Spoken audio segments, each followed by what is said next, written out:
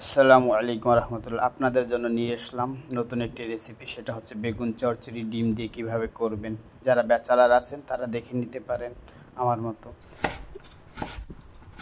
খুব সহজ পদ্ধতিতে একটা রান্না। এর জন্য যে মশলাগুলো দেওয়া হয়েছে সেগুলো আপনারা দেখে নিতে পারেন। জিরার পাউডার, জিরা গুঁড়ো, তারপর মরিচের গুঁড়ো, ধনিয়া গুঁড়ো, লবণ, এই মশলাগুলো আমি ইউজ করেছি এটার কিছু ছবি দিয়ে দিলাম আপনাদের, চাইলে আপনারা দেখে নিতে পারেন। চলুন রান্না শেষ করা যাক। এখন রান্নার জন্য কিছু পরিমাণ মতো তেল ঢেলে দিব, তারপরে কিছু রসুনের কুচি ঢেলে দিব, তারপরে পেঁয়াজ কুচি ঢেলে দিব। এটাকে কিছুক্ষণ তেলের মধ্যে নেড়ে চেড়ে এটা বাদামি কালার করে নিতে হবে। তার সাথে আপনি দেখতেই পাচ্ছেন আদা এখানে আছে, আদা বাটা, রসুন আর পেঁয়াজ বাটা আছে, দেখতে থাকুন। তারপরে আমি পেঁয়াজটাকে সুন্দর করে বাদামি কালার করে নিব, এভাবেই নেড়ে চেড়ে। চাইলে আপনারাও যারা ব্যাচেলার থাকেন এভাবেই সহজ পদ্ধতির রেসিপিটা।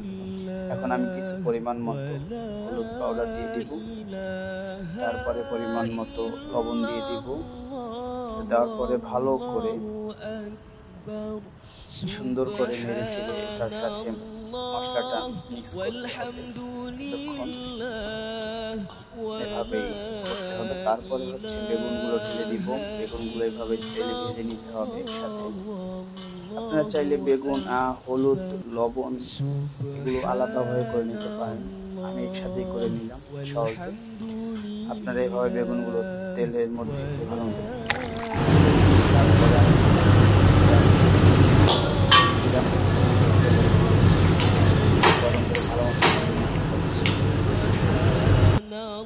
তারপরে এর জন্য দুটো ডিম রেডি করলাম।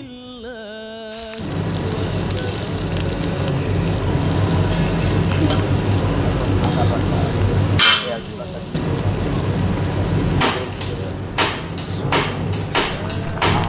চাল দিয়ে গরম করে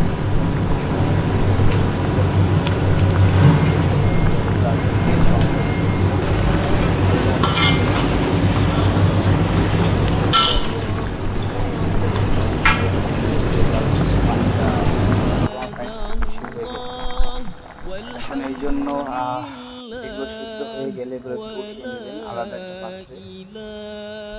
ওঠানোর পরে এখন আমার ডিম দুটো ভেঙে দেবো। আপনারা চাইলে 3টা 4টা ডিম দিতে পারেন। আমি দুটো ডিম দিলাম। ডিমগুলো ডিম দিয়ে ভালো করে এভাবে একটু ভেজে নিব, যেন কাঁচা স্মেলটা যেন না আসে।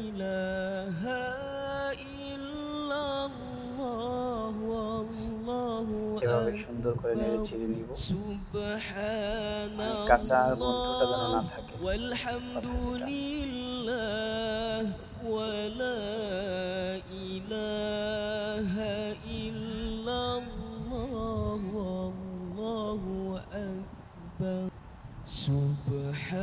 সুন্দর করে এখন টালা হয়ে গিয়েছে আমার। এখন সেই সিদ্ধ করা জিনিসগুলো, বেগুন, টমেটোগুলো ঢেলে দিব। কিছুক্ষণ পরেই তো আমার রান্না প্রায় শেষ। এখন রান্না প্রায় শেষ হয়ে গিয়েছে। এখন এটাকে ধনিয়া কুচি দিয়ে দিব। ধনিয়া কুচি দিয়ে দিলাম, আপনি এই তো রেসিপি শেষ আমার। চাইলে আপনারা বাসায় করে নিতে পারেন খুব সহজে, 5-10 মিনিট।